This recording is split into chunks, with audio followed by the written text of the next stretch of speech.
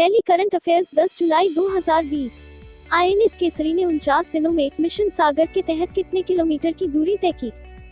14,000। INS Kesari ने 49 दिनों में सागर के तहत 14,000 किलोमीटर की दूरी तय की।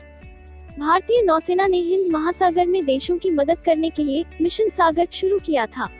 मिशन सागर 10 मई 2020 को शुरू किया गया था और 49 दिनों के बाद मिशन को 28 जून 2020 को सफलतापूर्वक पूरा कर लिया गया है। भारतीय नौसेना ने कितने भारतीय नागरिकों को स्वदेश वापस लाकर ऑपरेशन समुद्र सेतु पूरा किया? 3,992। भारतीय नौसेना ने 3,992 भारतीय नागरिकों को स्वदेश वापस लाकर ऑपरेशन समुद्र सेतु पूरा किया।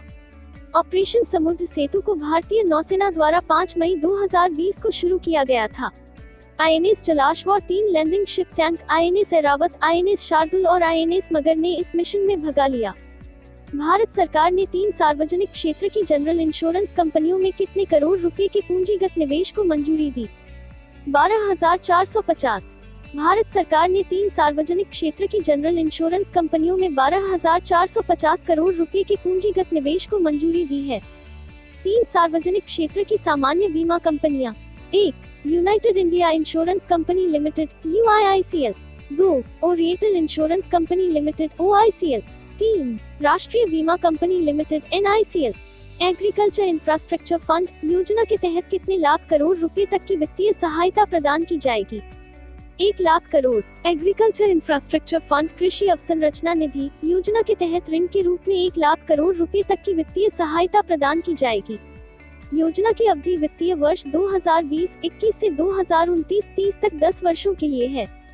रयुतु दिनोत्सव अर्थात किसान दिवस कब मनाया जाता है? 8 जुलाई। 8 जुलाई को आंध्र प्रदेश के 14वें मुख्यमंत्री वाईएस राजशेखर रेड्डी की जयंती को रयुतु दिनोत्सव अर्थात किसान दिवस के रूप में मनाया जाता है। यह दिवस पहली बार 2019 में मनाया गया था। आंध्र प्रदेश के मुख्यमंत्री वाईएस जगन मोहन रेड्डी। द्विवर्षीय global real estate transparency index (GRETI) में भारत ने कौन सा स्थान प्राप्त किया है? 34वां। द्विवर्षीय global real estate transparency index (GRETI) में भारत ने समग्र स्कोर 2.69 के साथ 34वां स्थान प्राप्त किया है। GRETI 2020 रैंकिंग में पहले स्थान पर यूनाइटेड किंगडम समग्र स्कोर 1.31 को रखा गया है। चीन 2.59 के कुल स्कोर के साथ 32वें स्थान पर है। दुनिया के दूसरे सबसे बड़े टियर 4 डेटा सेंटर NMA का उद्घाटन कहां किया गया?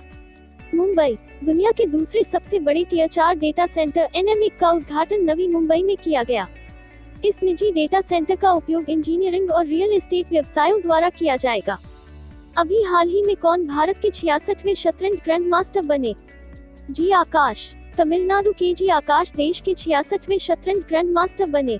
हाल ही में आयोजित वर्ष 2020 के लिए अंतर्राष्ट्रीय शतरंज महासंघ (FIDE) की दूसरी परिषद की बैठक में आकाश के GM खिताब की पुष्टि की गई।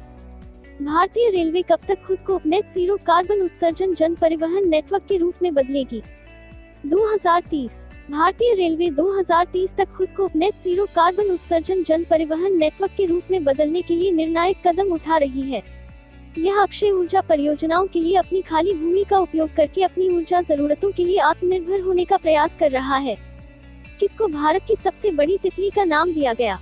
Golden birdwing. गोल्डन बर्डविंग को भारत की सबसे बड़ी तितली का नाम दिया गया। उत्तराखंड के पिथौरागढ़ जिले के दीदीहाट कस्बे में 194 मिलीमीटर पंखों वाली मादा गोल्डन बर्डविंग दर्ज की गई, जबकि 106 मिलीमीटर पंखों वाले नर गोल्डन बर्डविंग वानखर तितली संग्रहालय शिलांग में दर्ज किए गए।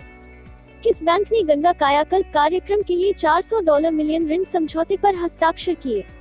विश्व बैंक। विश्व बैंक और भारत सरकार ने गंगा नदी के कायाकल्प के लिए नमामि गंगे कार्यक्रम के लिए समर्थन बढ़ाने के लिए $400 मिलियन के ऋण समझौते पर हस्ताक्षर किए। इसकी मदद से गंगा नदी में प्रदूषण को कम करने में मदद मिलेगी और नदी बेसिन के प्रबंधन को मजबूत किया जाएगा। इंस्टाग्राम पर सबसे ज्यादा कमाई करने वाली सेलिब्रिटी बने हैं ड्वेन जॉनसन। रेसलर व अभिनेता ड्वेन जॉनसन को इंस्टाग्राम की सबसे ज्यादा कमाई करने वाली सेलिब्रिटी का खिताब दिया गया है। ड्वेन एक प्रायोजित पोस्ट के लिए लगभग 10,15,000 अमेरिकी डॉलर $7,59,93,050 रुपए चार्ज करते हैं। विश्व स्वास्थ्य संगठन WHO के अनुसार कौन से 2 देश चेचक और खसरे से हुए मुक्त हुए हैं? मालदीव और श्रीलंका। विश्व स्वास्थ्य संगठन WHO के अनुसार मालदीव और श्रीलंका अपने निर्धारित लक्ष्य 2023 से पहले चेचक और खसरे से मुक्त हुए हैं। मालदीव में चेचक का अंतिम केस साल 2009 में और खसरे का अक्टूबर 2015 में सामने आया था, जबकि श्रीलंका में चेचक का अंतिम मामला मई वर्ष 2016 में और खसरे का मार्च 2017 में सामने आया था।